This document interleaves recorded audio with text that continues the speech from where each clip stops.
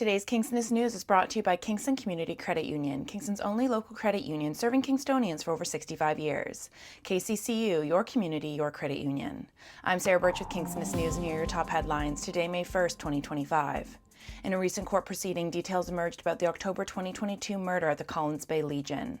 Tuesday, April 29, 2025 was Anthony Whitlock's 61st birthday, but instead of celebrating, he was in a Kingston court pleading guilty to a second-degree murder charge in the brutal killing of Patrick Paddy Miller in October 2022. After hearing the agreed-upon statement of facts, Whitlock was sentenced to life in prison without the possibility of parole for 16 years. Frontenac OPP responded to a serious incident on April 29, 2025, just after 7:30 p.m. at a residence in the Inverary area of South Frontenac Township. An individual had entered a residence and started threatening the owners. The suspect then fled the area in the homeowner's vehicle, which was later involved in a rollover collision on Greenfield Road. The vehicle was engulfed in flames and the individual set off on foot. Just after 8:30 p.m., 24-year-old Ethan Johnson was located on Greenfield Road and taken into custody.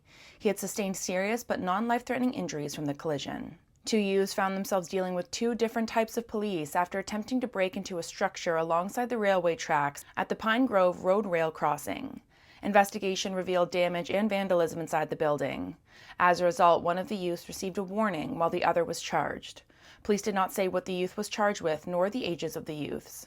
The OPP-led Joint Force Penitentiary Squad is investigating a serious assault at Millhaven Institution, the maximum security federal institution located west of Kingston. Investigators were called to the maximum security facility on Tuesday, April 29th, shortly after 5 p.m., when it was reported that an inmate had been assaulted.